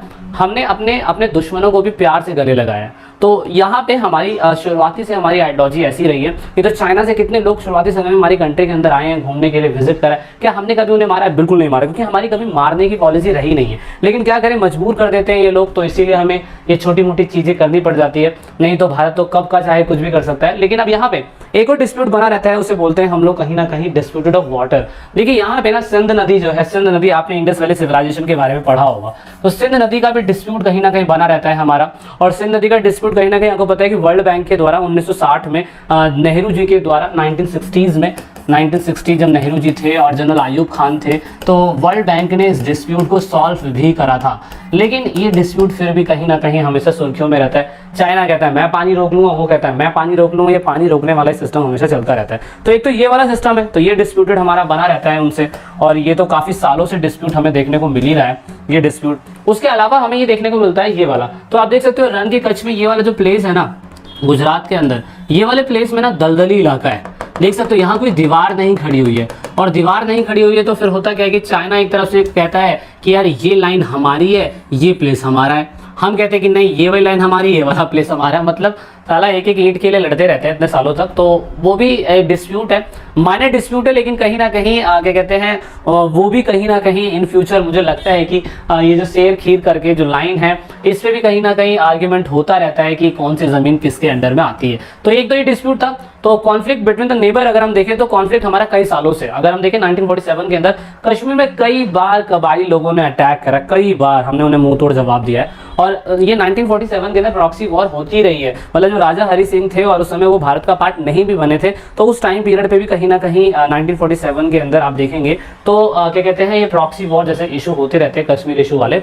और यहाँ पे कहीं ना कहीं इस इशू के अलावा एक ये जो मैंने 1965 के अंदर बताया कि गुजरात के रण के कच्छ से उन लोगों ने एंट्री मारनी चालू करी थी 65 के अंदर, और फिर वो जम्मू कश्मीर से भी उन लोगों ने अटैक कर दिया। वो तो अच्छा है कि 1965 के अंदर लाल बहादुर शास्त्री जी, जिन्होंने जय जवान जय किसान का नारा दिया, सभी को पता है, आपने सब पहले भी पढ़ा हुआ है, बस हम रिलेशन देख रहे हैं। तो इसीलिए इंडियन आर्मी ने काउंटर अटैक करा पंजाब के बॉर्डर से उन्होंने अटैक करा, तो वहां पे जम्मू कश्मीर वालों को हराया, और यहाँ पे फिर ये कहते हैं आपके पाकिस्तान को हराया। और घुसते हमारी जो आर्मी थी वो लाहौर तक पहुंच गई। अगर उस टाइम पीरियड पे अगर हमने इन्हें लाहौर नहीं दिया होता और उसके अलावा हम इनसे कोई संधि कर लेते हैं ना बॉस, तो भाई आज कुछ अलग ही सिचुएशन होती, लेकिन नहीं कर पाए, कोई दिक्कत नहीं है। आपको पता है कि हम लोग दरिया दिल बंदे हैं, हमने हमेशा अपने दुश्मनों को गले लगाया है। हमने कहा अब सीख जाएगा, पर सीख ही नहीं पा रहा है, शायद से वीक स्टूडेंट है, इसलिए थोड़ा समय लग सकता है ना। तो इसीलिए तो हुआ क्या कि 1965 के अंदर देन फाइनली जब ये सिस्टम कॉन्फ्लिक्ट का आया, और यहाँ पे शास्त्री जी ने कहा कि भाई मैं अपने जवानों को और मैं अपने किसानों को बहुत अच्छा करूंगा, और उसका नेगेटिव इम्पैक्ट पाकिस्तान को ये देखने को मिला। उन्हें लगा कि कहीं ना कहीं 62 के अंदर तो पाकिस्तान चाइना से वॉर हुआ है, 64 के अंदर नेहरू जी की डेथ हुई है, 64 में तो नए अपॉइंट हुए शास्त्री जी, वो क्या कर लेंगे। पर उन्हें पता नहीं है कि शास्त्री जी तो शास्त्र पढ़ के आए हुए हैं, उन्हें तो पता है कि आर्मी को कैसे रखना है, किसको कैसे रखना है। देन फाइनली आयूब खान को उस टाइम पीरियड पे मुंहतोड़ जवाब दिया, और मुंहतोड़ जवाब दिया तो चाहते तो लाहौर तक एंट्री रख लेते और लाहौर का पूरा हिस्सा अपने अंडर में रखते, लेकिन वो तो यूएनओ अगेन दोबारा से टपक गया वहाँ पे। मतलब जब हमारी बारी आती है जब भी यूएनओ आता है, वैसे तो कभी आता नहीं है। तो उस टाइम पीरियड पे लाल बहादुर शास्त्री जी ने आयूब खान के साथ ताशकंद एग्रीमेंट करा। तो ताशकंद कहाँ पे है, ठीक है, ताशकंद कहाँ पे है आप इसे बताइएगा, ताशकंद कहाँ पे है। ताशकंद के अंदर ये एग्रीमेंट हुआ, और उसके बाद जब ताशकंद के अंदर एग्रीमेंट हुआ तो इसके ऊपर ना यूट्यूब के अंदर एक ताशकंद फाइल करके एक मूवी भी है। तो आप कहते हैं बहुत से लोग कि शास्त्री जी की डेथ कैसे हुई है, आज तक रहस्य है। तो उस फिल्म के अंदर थोड़ा बहुत बताने की कोशिश करी गई है कि भारत के अंदर जब शास्त्री जी ताशकंद जाते हैं और ताशकंद एग्रीमेंट के तहत पाकिस्तान को बोलते चल जा तेरे को माफ करा, तो वो वाला सीन जो था ना, उसके बाद ताशकंद के बाद जब अपनी फ्लाइट से वापस आते हैं, then no one knows that कि शास्त्री जी की डेथ कैसे होती है, किसी को नहीं पता। तो वो एक इशू है, ठीक है। तो वो आप चाहे तो मूवी देख सकते हैं, यूट्यूब पे फ्री है, वहाँ पे देख लीजिएगा। और उसके बाद फिर हम देखते हैं कि ये डिस्प्यूट हमने ठीक कर दिया, हमने उनकी बुद्धि पकड़ के सही उन्हें भर दिया, और उसके बाद हमने कहा कि चलो जाओ माफ़ करा, गलतियां सबसे होती है, ठीक है। तो यहाँ पे 1970 के अंदर एक और सिचुएशन होती है। देखिए पाकिस्तान ना उस टाइम पीरियड पे दो हिस्सों में था, आप सभी को पता है, east Pakistan and west Pakistan. West Pakistan आज का पाकिस्तान है, ठीक है, और ईस्ट पाकिस्तान आज का क्या कहते हैं आपका बांग्लादेश है। लेकिन वेस्ट पाकिस्तान के अंदर क्या था, वेस्ट पाकिस्तान के अंदर अगर आप देखें तो जो पाकिस्तान गवर्नमेंट है, लीडर है, उसी का डोमिनेंस होता था। मतलब ज्यादातर लीडर यहीं से चुने जाते थे, और वो जितनी भी पॉलिसीज बनाते थे वो ईस्ट बंगाल यानी कि बांग्लादेश के लोगों को माननी पड़ जाती थी। तो इन लोगों ने यही कहा 1970 के अंदर कि भाई हम लोग भी चाहते हैं कि हमारा भी इलेक्शन हो और हमें भी थोड़ी बहुत पावर मिले। तो यहाँ से जो आपका बांग्लादेश है उन्होंने डिमांड करनी चालू कर दी। 1970 के टाइम पीरियड की बात है और 1970 के अंदर क्या हुआ, इलेक्शन हुआ। 1970 के अंदर इलेक्शन हुआ, पाकिस्तान पीपल्स पार्टी को 81 सीटें मिलती हैं, बट यहाँ पे जो आपकी अवामी लीग पार्टी है उनको 160 सीटें मिलती है। आप ये देख सकते हो 160 सीटें मिलती है और अवामी लीग पार्टी जो थी शेख मुजीबुर रहमान की पार्टी थी। लेकिन यहाँ पे आप देखोगे शेख मुजीबुर रहमान इस इलेक्शन को जीत जाते हैं। तो आप जीत जाते हैं 1970 के अंदर इस इलेक्शन को जीत जाते हैं। लेकिन यहाँ पे होता क्या है, इस इलेक्शन को जीतने के बाद अवामी लीग पार्टी को इंपॉर्टेंट ना देते हुए यहाँ पे कहा जाता है कि भाई हम ऐसे रूल को मानते ही नहीं है। तो पाकिस्तान के रूलर ने इस वर्डी को समझा ही नहीं। उन्होंने कहा कि हम भैया इस सिस्टम को नहीं मानते, हम डेमोक्रेसी नहीं लाएंगे। और इसकी वजह से क्या हुआ, इसकी वजह से शेख मुजीबुर रहमान को 1971 के अंदर अरेस्ट कर लिया गया। तो पाकिस्तान बांग्लादेश के जनता ने बोला अल्लाह ये क्या हो गया, मतलब एक तरफ तो इलेक्शन हुआ, इलेक्शन जीतने का शेख मुजीबुर रहमान जीत भी गए और जीतने के बाद पाकिस्तान के बंदे कहते हैं कि इस इलेक्शन को हम डेमोक्रेटिक नहीं मानते, ये क्या सिस्टम है। देन फाइनली यहाँ पे क्या हुआ, देन फाइनली शेख मुजीबुर रहमान को जब अरेस्ट कर लिया गया तो अरेस्ट करने के बाद देन फाइनली वहाँ की जनता भड़क गई। जनता ने कहा ऐसा नहीं होगा, ये ना चल पे, ये ना चल पे, ये ना चल पे। देन पूरे वहाँ पे ईस्ट पाकिस्तान के अंदर आतंक का माहौल छा गया और ईस्ट पाकिस्तान के लोगों ने क्या कहा, ईस्ट पाकिस्तान के लोगों ने देन फाइनली डिमांड कर दी कि भाई हमें मुक्ति संघर्ष चलाना है। मुक्ति संघर्ष इसका मतलब ये है कि हम पूरी तरीके से जो ईस्ट पाकिस्तान के लोग हैं, जो आज का बांग्लादेश है, उन्होंने कहा कि हमें वेस्ट पाकिस्तान से बिल्कुल अलग होना है, तो हम कुछ भी करने के लिए तैयार हैं। तो इसीलिए यहाँ पे हुआ क्या, यहाँ पे हुआ ये कि जब मुक्ति संघर्ष चल रहा था तो मुक्ति संघर्ष करने की वजह से बहुत से सारे लोग जो थे वो भारत के अंदर 80 लाख शरणार्थी लोग हमारी कंट्री के अंदर आ गए। तो अगेन आपको पता है अतिथि देवो भव, चाहे दुश्मन हो चाहे दोस्त हो चाहे आपका रूठा प्यार हो, तो उसको मनाने के लिए हम हमेशा तैयार रहते हैं। तो यहाँ पे कहीं ना कहीं सरकार ने उनको बिल्कुल प्यार से बुलाया। बांग्लादेश के आसपास की जो कंट्री थी, असम और उसके बाद जो भी आसपास की कंट्री, छत्तीसगढ़, बिहार, उन सभी कंट्रियों के अंदर, स्टेट्स के अंदर ये सारे लोग चले गए। 80 लाख लोग माइग्रेट होकर हमारी कंट्री में आए थे, हमारे देश के ऊपर बोझ बन गया था, लेकिन फिर भी हम लोगों ने उनको काफी लंबे समय तक खिलाया। ये कब की बात है, ये 1971 की बात है। 1971 में क्या हुआ था, इंदिरा गांधी जी पूर्ण बहुमत से जीती थी और पूर्ण बहुमत से जीती थी तो इसलिए इंदिरा गांधी ने कहा कि भैया हमें कुछ एक्शन लेना पड़ेगा। देन फाइनली एक्शन लिया गया। अब एक्शन क्या लिया गया वो मैं आपको बताता हूँ। एक्शन ओके, एक्शन 1971 दिसंबर के अंदर यहाँ पे पीपल ईस्ट ऑफ पाकिस्तान ने कहा कि भाई हम इंडिया का सपोर्ट लेंगे और इंडिया ने कहा ठीक है भाई हम आपका सपोर्ट करेंगे। वॉर के अंदर इंडिया ने पाकिस्तान के खिलाफ ये वॉर छेड़ दी क्योंकि 1965 के अंदर आपको पता है कि इन लोगों ने हमारे साथ कहीं ना कहीं गलत किया था। इसलिए हमने क्या कहा, हमने ये कहा कि हम पूरी तरीके से बांग्लादेश को आज़ाद करवा के रहेंगे, हम बांग्लादेश को आज़ाद करवाएंगे और ये हमारी डिमांड है, हमारी मांग है। तो इसीलिए क्या हुआ, यहाँ पे 10 दिन के अंदर पूरी तरीके से बाउंड्री तीनों तरफ से बांग्लादेश को कैप्चर कर लिया। अब इसके पीछे कहानी क्या है मैंने पहले आपको बताया, कैसे वहाँ पे मुक्ति वाहिनी बनाई जाती है, यंग बच्चों को ट्रेन करा जाता है, किस तरीके से क्या कहते हैं आपके जनरल सैन मानेकशॉ आए, उन्होंने इंदिरा गांधी को कहा कि नहीं आप जुलाई में वॉर मत लड़िए, दिसंबर में वॉर लड़िए, बारिश बहुत होती है, लोग मर जाएंगे, दिक्कत हो जाएगी, वो सारी चीज़ें। तो इसीलिए फिर वो सारी चीज़ें इंदिरा गांधी ने समझी। दिसंबर के अंदर 1971 के अंदर वॉर हुआ। 1971 दिसंबर में जब वॉर हुआ तो 10 दिन के भीतर ही भीतर हमारी इंडियन आर्मी ने ऐसी बैंड बजाई उन लोगों की। तो इस तरीके से कहा जा सकता है कि वहाँ पे अयूब खान, जनरल अयूब खान जो थे, जिन्होंने कहा था हम इलेक्शन को नहीं मानते, उनके 90,000 सैनिकों को हमने गिरफ्तार कर लिया और सरेंडर कर दिया। और हम लोगों ने एक तरफा युद्ध विराम बोल दिया कि भैया अब तुम्हारे बस की नहीं है, अब तुम नहीं लड़ सकते हो, तो इसलिए आप थोड़ा सा रिलैक्स करो। हमने 90,000 सैनिकों को कैप्चर कर लिया। देन अगेन फिर दोबारा कौन आ गया। अब ऐसा कहा जाता है कि 90,000 सैनिकों को जो पकड़ा गया ना, तो यहाँ पे कहीं ना कहीं कहा जाता है कि पाकिस्तान का सपोर्ट यूएस भी कर रहा था और चाइना भी कर रहा था पाकिस्तान का सपोर्ट, लेकिन हमारे इंडिया का सपोर्ट सिर्फ और सिर्फ कौन कर रहा था, यूएस के साथ। क्यों भाई, क्योंकि वर्ल्ड लेवल पे क्या चल रहा था, कोल्ड वॉर, याद रखिएगा ठीक है, कोल्ड वॉर चल रहा था। तो ऐसे ही होता था कि अगर वो चाइना की मदद कर रहे हैं ये, तो ये इंडिया की मदद कर देंगे। तो यहाँ पे ट्रीटी ऑफ फ्रेंडशिप याद रखिएगा कि हम लोगों ने कहीं ना कहीं इनके साथ ट्रीटी ऑफ फ्रेंडशिप करी थी यूएसएसआर के साथ। देन दैट इज वाई हमारे एट प्रेजेंट टाइम रशिया से रिलेशन अच्छे हैं। ठीक है, रशिया से रिलेशन अच्छे क्यों है, this is the main reason कि रशिया से रिलेशन हमारे इसी वजह से अच्छे हैं क्योंकि उन लोगों ने हमारे उस समय में मदद करी थी और जो हमारी खराब स्थिति में मदद करता है हम उसकी हमेशा मदद करते हैं। तो यहाँ पे हुआ क्या, यहाँ पे हुआ ये कि हमने उनके 90,000 सैनिकों को गिरफ्तार कर लिया, सरेंडर करने के लिए बोला। देन फाइनली रोते रोते वो लोग आए और फाइनली यूएन का इंटरफेरेंस होता है। यहाँ पे शिमला एग्रीमेंट होता है। शिमला एग्रीमेंट इंदिरा गांधी बिटवीन जुल्फिकार भुट्टो बेचारे नए पीएम बने थे और उनके साथ ही बेइज्जती हो गई उनकी। ठीक है, तो यहाँ पे नए पीएम बने, इन्होंने नई क्या कहते हैं, उसके बाद क्या कहते हैं, इन्होंने फाइनली साइन करा, ट्रीटीज करा और उनके 90,000 सैनिकों को हम लोगों ने वापस दे दिया। तो याद रखिएगा, आपने क्या पढ़ लिया, आपने अभी पढ़ लिया ताशकंद एग्रीमेंट और उसके बाद आपने इंदिरा गांधी का शिमला एग्रीमेंट, दोनों समझना जरूरी है। ठीक है, अच्छा उसके बाद क्या हुआ, उसके बाद यहाँ पे देन फाइनली क्या हुआ, देन फाइनली 1971 के अंदर जब ये वॉर होता है, वॉर के बाद यहाँ पे फाइनली क्या कहते हैं पाकिस्तान का, जब ये आज़ाद हो जाता है पाकिस्तान, तो आप देख सकते हो 16 दिसंबर 1947 के अंदर, आज से 47 साल पहले, इन लोगों ने अपना कॉन्स्टिट्यूशन बनाया पहला बांग्लादेश का। बांग्लादेश के अंदर faith, secularism, democracy and socialism, इसकी पॉलिसी ये लोग लेके आए और फाइनली ये लोग उससे आज़ाद हो जाते हैं और बांग्लादेश जो है वो क्या कहते हैं ठीक करते हैं। बांग्लादेश मतलब नई कंट्री बनाते हैं। और फिर आपको पता है कि जो 80,000 सैनिक हमारी कंट्री के अंदर लोग आए थे, तो उन लोगों के साथ हमारा डिस्प्यूट चलता है, क्योंकि हम चाह रहे हैं कि भाई ये लोग वापस जाए, लेकिन वो शेख हसीना जी हैं मान नहीं रही हैं। हसीना जी मान जाएंगी इन फ्यूचर शायद से, तो शायद से इस डिस्प्यूट को ठीक कर सके। तो आपको पता है कि हम क्या कहते हैं NPR, NCR और NRC,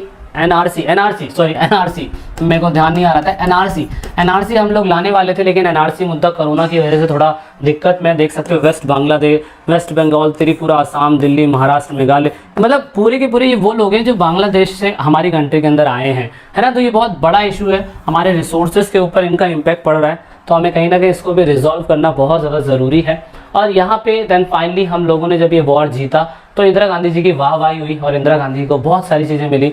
डेवलप्ड नेशन को बहुत गर्व हुआ कि इंदिरा गांधी जी ने आज़ाद कराया। इंदिरा गांधी की एक पर्सनल छवि जो थी, जो 1971 में इनको पूर्ण बहुमत दिलाती है, तो 1972 के अंदर जो MLA वाले चुनाव होते हैं, MLA वाले, उन चुनावों के अंदर इंदिरा गांधी जी की बहुत अच्छी छवि बनती है।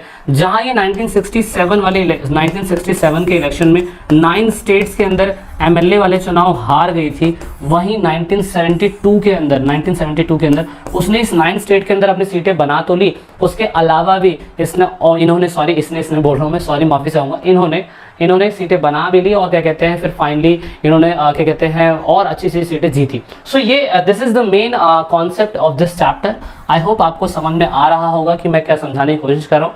हमारी पटरी जो थी, हमारी 5 ईयर प्लान की पटरी, वो गिरने लग गई थी। क्यों? क्योंकि हमारा 5 ईयर प्लान जो था वो इंडस्ट्रियल रेवोल्यूशन के ऊपर था, और कहीं ना कहीं आप देखेंगे कि हमने इस 5 ईयर प्लान के अंदर फिर बम पे ज़्यादा खर्चा कर दिया, तो ये बहुत इशू रहा हमारे लिए कहीं ना कहीं।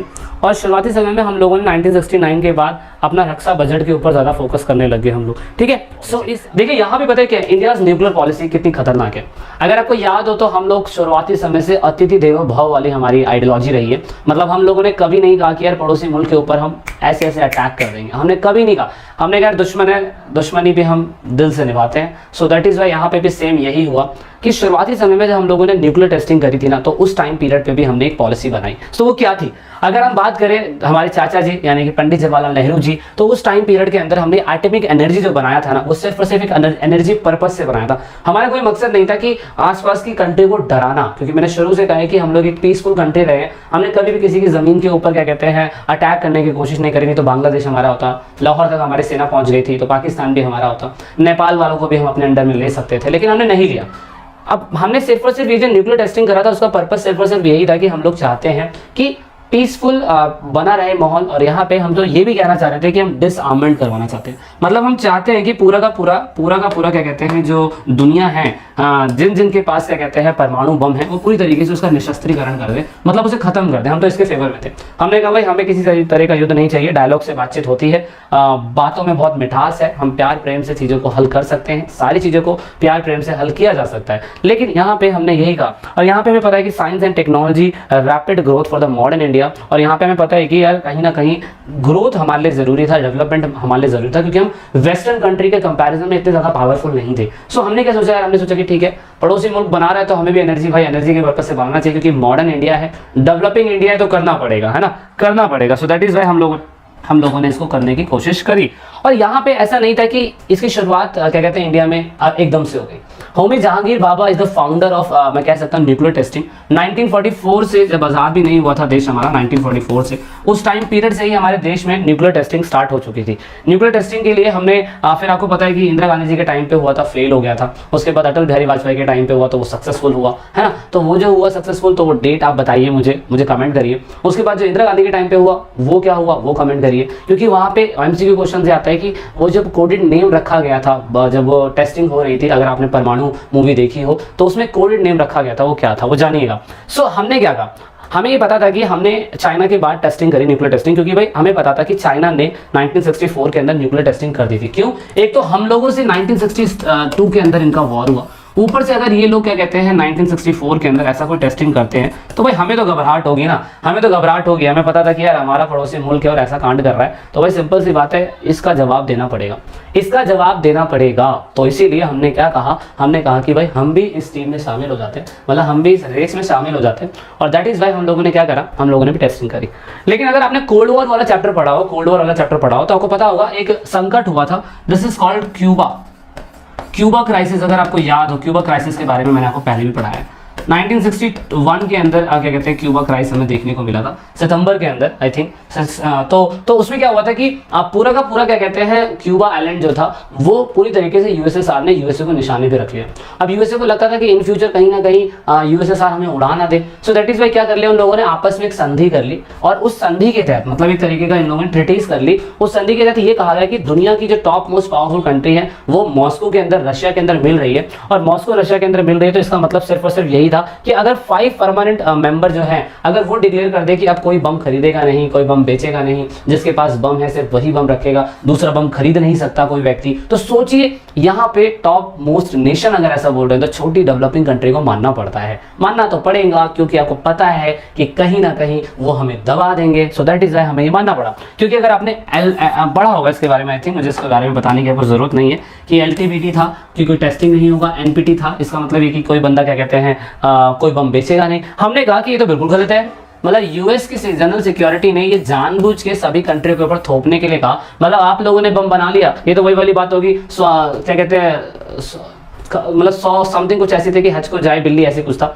कि 100 चूहे खाए 100 चूहे खाए बिल्ली और फिर हज की यात्रा करने चली गई। कहने का मतलब कि इन्होंने पहले तो टेस्टिंग कर ली और उसके बाद जब इनके ऊपर अटैक की बारी आई, यूएसएसआर ने जब अटैक करा तो इन्होंने उनके साथ संधि कर दिया और बोला कि अब कोई भी बम बेचेगा नहीं, कोई भी बम बनाएगा भी, कोई भी परीक्षण नहीं करेगा। तो ये बिल्कुल गलत था, ये बिल्कुल गलत था। दैट इज वाई इंडिया ने कहा कि भैया हम इसमें एग्री नहीं करते हैं कि आपने ऐसा कोई संधि सभी कंट्री के ऊपर थोप दिया। So that is why Bharat ने कहा ये जो NPT है ना, ये बिल्कुल डिस्क्रिमिनेशनरी है, मतलब बिल्कुल भेदभावपूर्ण है। ऐसा जबरदस्ती आप किसी कंट्री को नहीं बोल सकते कि आप टेस्टिंग मत करो, जमीन उनकी, पैसा उनका, वर्कर उनके, सब कुछ उनका, और आप उनको बोल रहे हो टेस्टिंग ना करें। क्यों? क्योंकि आपने टेस्टिंग कर ली है, आपके परमाणु हथियार हो गए, आप न्यूक्लियर टेस्टिंग बेस्ड कंट्री बन चुके हैं, तो आप कुछ भी करेंगे। ये बिल्कुल गलत था। सो दैट इज वाई हम लोगों ने कहा कि नहीं ऐसा नहीं होगा। सो दैट इज वाई हम लोगों ने कहा कि हमने 1974 के अंदर इसका करा और ये फेल हुआ था इंडिया के द्वारा। ये बुद्धा मुस्कुराते इंदिरा गांधी के टाइम पे, फाइनली हमने ऑपरेशन शक्ति करा 1998 के अंदर, और यहाँ पे फिर ये कामयाब हुआ। जब ये कामयाब हुआ ना तो याद रखिएगा इस टाइम पीरियड के अंदर नई सरकार थी, और जिसकी सरकार थी वो मुझे कमेंट करिए, बताइए किसकी सरकार थी जिसके कार्यकाल के अंदर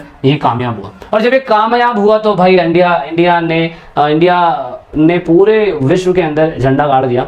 और यहाँ पे दूसरी जो कंट्रियां थी जिन्होंने मना करा था कि आप टेस्टिंग नहीं करोगे, तो उनकी बेइज्जती हो गई, उन्होंने हमें इकोनॉमिक मदद देना भी बंद कर दी। लेकिन पता है क्या है, हम लोगों को समझ सको तो समझो दिल भर जाने, ठीक है। कहने का मतलब ये है कि हम लोगों ने अगर टेस्टिंग करी थी तो हमारी टेस्टिंग दूसरी कंट्रियों से अलग थी। क्यों? क्योंकि हमने कुछ नीतियां बनाई।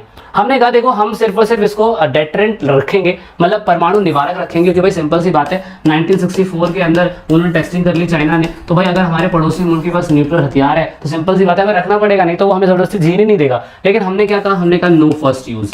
1998 के अंदर जब ये हुआ तो हमने बोल दिया कि हम नो फर्स्ट यूज होगा, मतलब हम लोग पहले यूज नहीं करेंगे।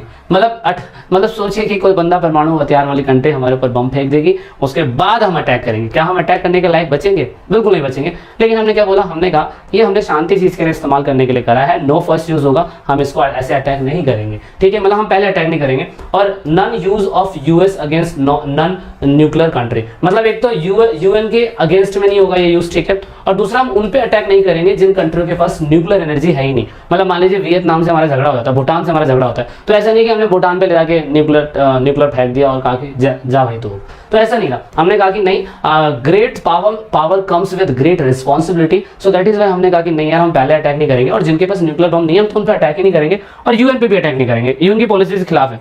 जबकि हमने तो ये कहा कि ठीक है हम तो बंद करने के लिए तैयार हैं, हम तो न्यूक्लियर को पूरी तरीके से खत्म करने के लिए तैयार हैं न्यूक्लियर को। लेकिन वो इंडिया कह रहा है कि पूरी कंट्री पूरी तरीके से अपने सारे बम को खत्म कर दे। हम तो चाहते ही नहीं हम बम रखें, हम ये हथियार उठाना ही नहीं चाहते, क्योंकि वही वाला डायलॉग है ना कि हम हथियार क्या कहते हैं चलाना नहीं भूलें, समझ रहे हैं। मतलब हमसे जो बैठेगा वो घर बैठेगा, ये वाला सीन था इंडिया के साथ। किसी को वो बोलता नहीं है, और जब किसी को बोलता है तो किसी को छोड़ता नहीं है। तो सेम यहाँ पे यही केस था। लेकिन अब क्योंकि अकॉर्डिंग टू न्यू सिलेबस कुछ चीज़ें ऐड हुई हैं, तो यहाँ पे हमारे क्या कहते हैं मोदी जी ने कहा कि नहीं अब ऐसा नहीं होगा।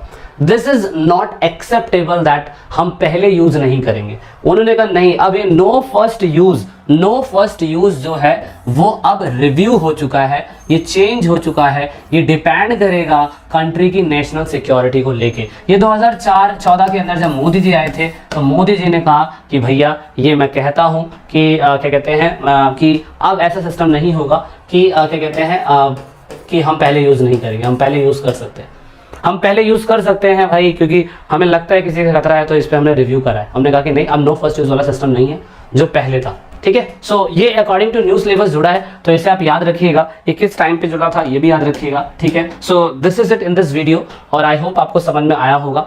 And we have finished this chapter. अब हम वर्ल्ड वाली बुक का चैप्टर उठाएंगे, इस वाली बुक से जो भी आना था वो हमने करा दिया है। This is it in this video. जय हिंद, जय Bharat. Thanks for watching till the end of the video.